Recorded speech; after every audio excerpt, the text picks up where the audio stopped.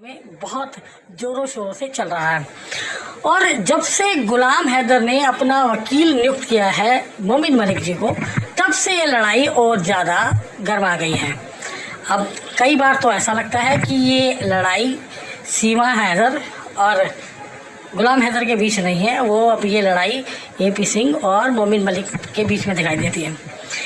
कई तरह की बातें आई हैं, कई तरह के आरोप प्रत्यारोप लगे हैं। जो इस केस के अंदर जो पूरी डेवलपमेंट हुई है वो ये है कि सीमा हैदर का जो पहला पति है गुलाम हैदर 10 जून को जो डेट मिली है उसमें उस डेट को अटेंड करने के लिए भारत आने वाले हैं। तो इसी बीच में हमारे साथ में गुलाम हैदर के वकील मोमिन मलिक जी हमारे साथ में हैं। चलिए बात करते हैं और जानने की कोशिश करते हैं कि आगे पूरी कार्रवाई किस तरीके से चलेगी और क्या क्या डेवलपमेंट इस पूरे केस में हुई है।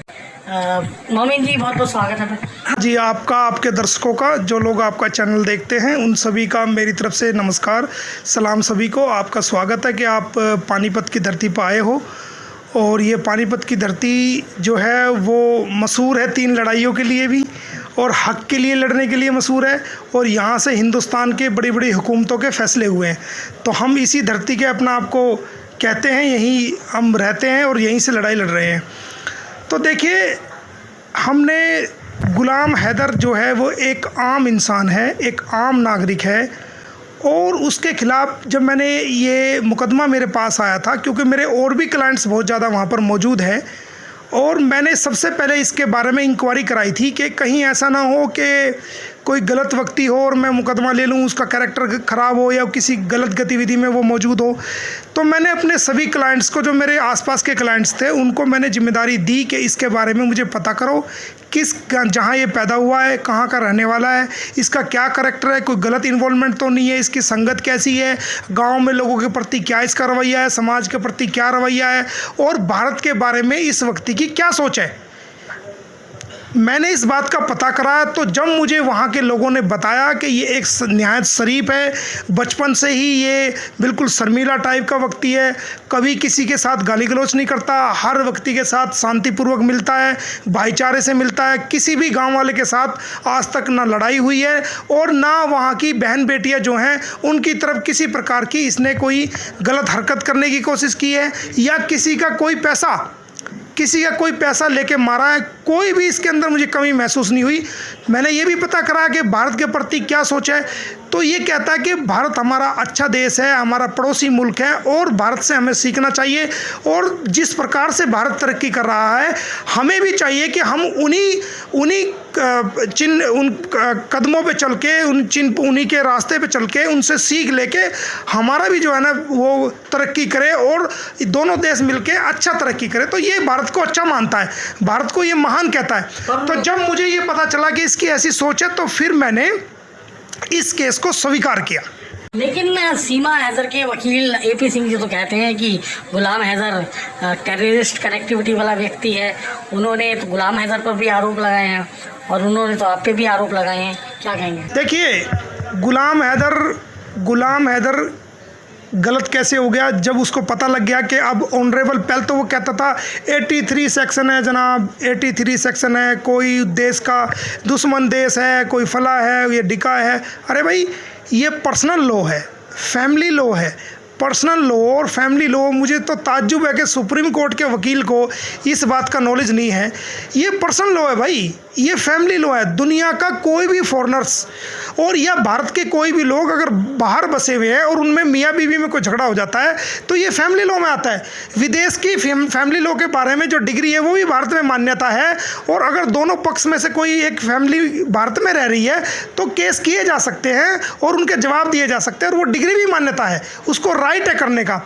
और वो एक अभागा बाप है। आज अगर वो अपने बच्चों को मांग रहा है, अगर एक ऐसी बेवफा औरत उसको मिल गई है जिसने उसके घर के 18 लाख के घर को 12 लाख में बेच दिया, 3 लाख रुपए रिपेयर के लिए उसने भेजे थे, वो लेके आ गई, उसकी हंसती खेलती ज़िंदगी को तबाह बर्बाद कर दिया, बदले में बेवफाई दी, बदले में धोखा दिया, फरेब दिया। वो मीडिया पे उसको कुत्ता कहती है, जिसके 4-4 बच्चे पैदा किए उसने, उसको कुत्ता वो बोल रही है, जिसकी कमाई खाई, जिसके लिए अच्छे जीवन जीने के लिए, वो विदेश कमाने के लिए गया, आज उसकी ज़िंदगी को तबाह बर्बाद कर दिया। वो बच्चों को लेकर के यहाँ भारत में आ गई है। अगर वो बच्चे मांग रहा है तो क्या एक बाप का कसूर है अगर वो बच्चों को मांग रहा है?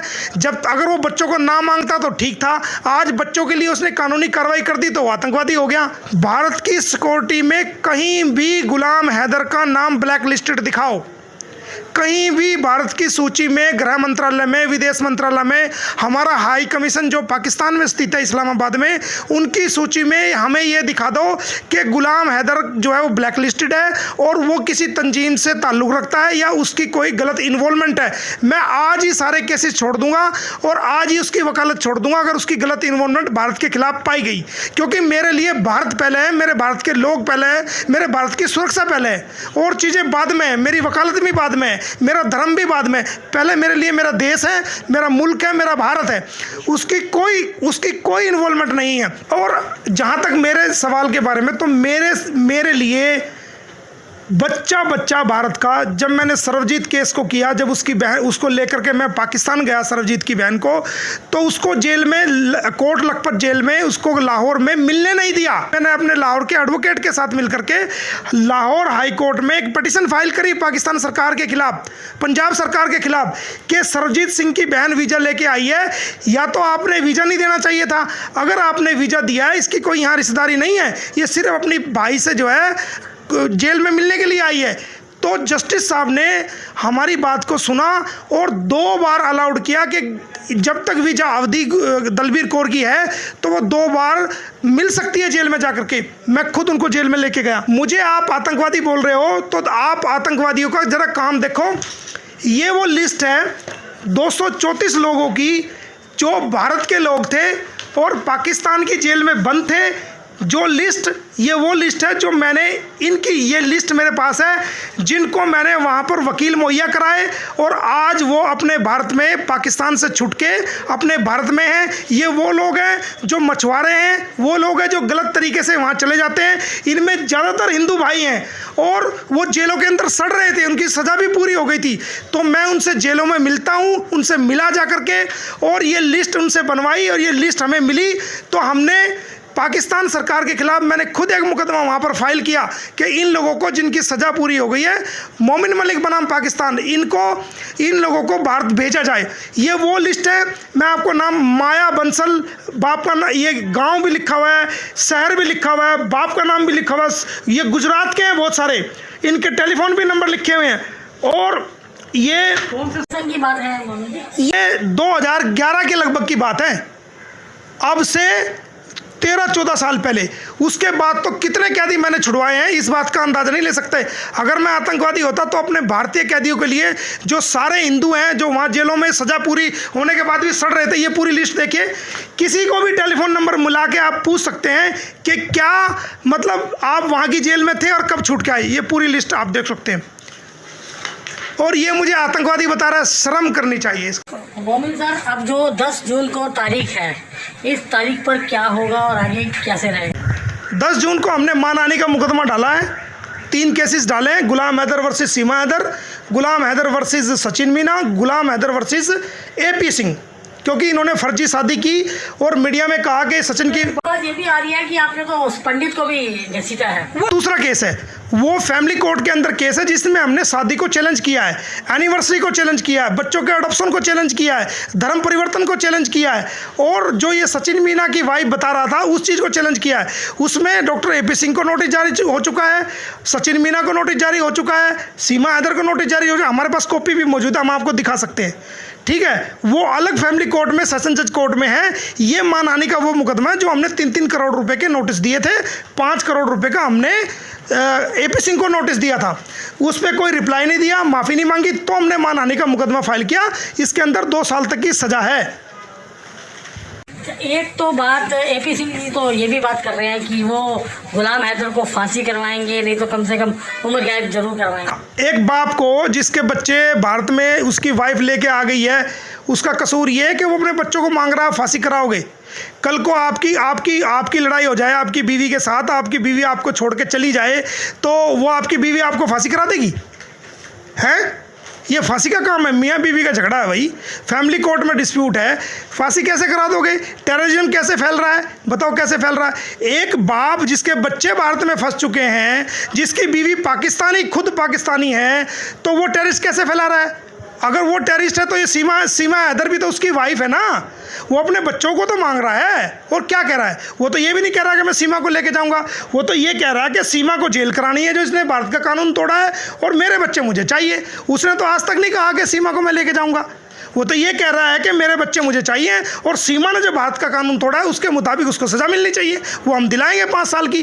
गुलाम हैदर भारत आने वाले हैं, क्या उन्होंने भारत आने का वीज़ा अप्लाई किया है या उनको वीज़ा मिल चुका है? नहीं, वो अंडर प्रोसेस है, सारे काम कर रहे हैं, भारत भी आएगा और उसको देख भी लेंगे हम। AP सिंह को कौन सी फांसी कराएगा? मोमिन मलिक यहाँ बैठा हुआ है, एक ऐसे बाप की लड़ाई लड़ रहा है जो भारत को महान कहता है, एक ऐसे बाप की लड़ाई लड़ रहा है जो भारत के लोगों के सामने भारत की माँओं से, बहनों से, बेटियों से रोत हाथ जोड़ के मदद मांगता है। भारत के लोगों की तरफ आस है उसकी।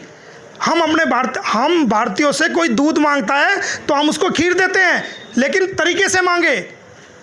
उसने भारत के लोगों से मदद मांगी है, उस अभागे बाप की जिसके साथ धोखा हुआ है, जिसका घर बेच दिया गया, जिसकी फैमिली तबाह बर्बाद कर दी गई, जिसके बच्चे उससे दूर कर दिए गए। हम ऐसे बाप की मदद कर रहे हैं और कानूनी मदद कर रहे हैं, गलत तरीके से मदद नहीं कर रहे। इनकी हवाइयाँ तो इसलिए उड़ी हुई हैं क्योंकि क्यों भारत आ रहा है, ये इसीलिए तो इल्ज़ाम लगा रहे हैं, और इस इल्ज़ाम का जितनी बार लगाएंगे उतनी बार इनके खिलाफ कानूनी कार्रवाई होगी।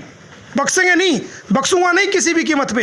इस बात का आपके चैनल से कह रहा हूँ कि इस व्यक्ति को जो इसने यह आरोप बेबुनियाद लगाए हैं, हमारी रेपुटेशन का न केवल भारत में, दुनिया के सामने हास करने की कोशिश करी है। हमारी रेपुटेशन पे, इंटरनेशनल लॉयर मोमिन मलिक की रेपुटेशन को अटैक करने की कोशिश करी है। इसके घर के बर्तन बिछा दूंगा मैं, इसको मैं बताऊंगा कैसे किसी की रेपुटेशन को करते हैं, क्या समझे ये? और ये लीगल धमकी नहीं, ये कानूनी धमकी है। और हमें नीरा वकील मत समझना, नीरा वकील ही है। हमारे पास हर चीज़ का इंतजाम है। आपके रास्ते जो आप कह रहे हो ना, इस डिपार्टमेंट में दे दिया, उस डिपार्टमेंट दे दिया, वे डिपार्टमेंट के रास्ते हम भी जानते हैं, उस डिपार्टमेंट में जाना हम भी जानते हैं, हमें भी पता है उन डिपार्टमेंट के रास्ते। ये हमारा भारत है, ये हमारा भी डिपार्टमेंट है, ये तेरे अकेले का नहीं है। हमें भी उनके रास्ते पता है, उनका प्रयोग करना हम भी जानते हैं।